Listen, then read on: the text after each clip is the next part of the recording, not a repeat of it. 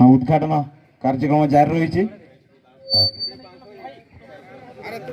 समस्त को अनुरोध करताली माई आमर ये उद्घाटन समारोह को उत्साहित करंतु एवं 2 वर्ष पर पुनश्च कोविड बहु नियम मानि आम आज आते पुणी थे आरंभ करूँ। धन्यवाद मैडम आपणकर मूल्यवान समय दे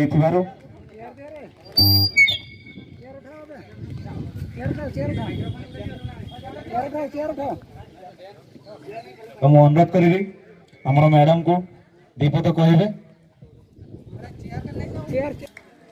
और मैडम कर दिग्दर्शन उपदेश तांकर स्वल्प वक्तव्य निश्चित भाव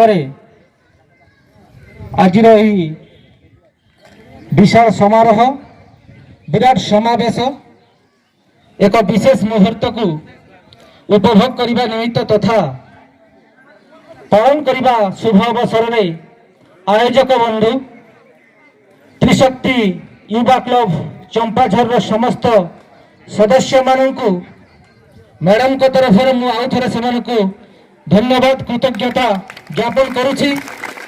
दुई पद कहवाई सुजोग प्रदान पुणी थे त्रिशक्ति युवा क्लब समस्त सदस्य मानू मोर हृदय गभीरतम प्रदेश साधुवाद ज्ञापन करुछि। ये छुटिया कथा नुह, ये छुटिया आयोजन नुह।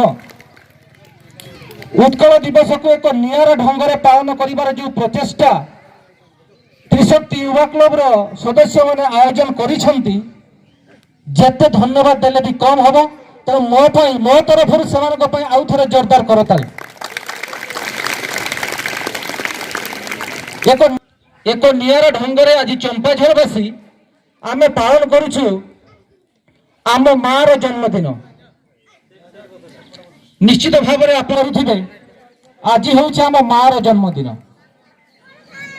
मो सामने बसती विभिन्न विद्यालय आसथिबा कुनी कुनी छात्र माने पिला माने घर मानकर आम समस्ते जन्मदिन पालन करुछंती। से दिन आम घरे आम बापा माँ आम पाई केते सुंदर सुंदर केक तैयारी करुछंती, बेलून आउछंती, कैंडल लगाउछंती। आम हैप्पी बर्थडे कहि जन्मदिन पालन करुछु। कहीं जन्मदिन टी को पालन करती आज हूँ आम पवित्र जन्ममाटी जन्मभूमि उत्कल प्रदेशर जन्मदिन। कारण आज दिवस रे आमे ओडिया कहूथिबा भाई भौणी माने एक स्वतंत्र प्रदेशर परिचय 1936 मसीहा एप्रिल 1 तारिख रे पाइथिलु। अनेक कष्ट स्वीकार करी ओडिशार महामनीषी माने महापुरुष माने सेवानंकर जीवन को उत्सर्गीकृत करी अक्लांत परिश्रम करी अनेक प्रचेष्टा करी एक स्वतंत्र प्रदेश ओडिशा गठन करिबारे सक्षम होइथिले। तेणु सेमानंकर बलिदान सेमानंकर त्याग सेमानंकर उद्यम को मन रखी आम जन्मभूमिर जन्मदिन को मन रखिबा पई आमे प्रत्येक वर्ष एप्रिल 1 तारिख को उत्कल दिवस रूपे पालन करि आछंती। तेणु ये निश्चित भाव में ये अंचलवासी मध्य एक नूतन छाप सृष्टि करिवो जे ना आमे होउछंती ओडिया, आम भितर ओडिया प्राण अछि। आमर आराध्य होउछंती जगन्नाथ। जगन्नाथक बिना ए ओडिशा माटीर परिकल्पना करा जाई न पारे।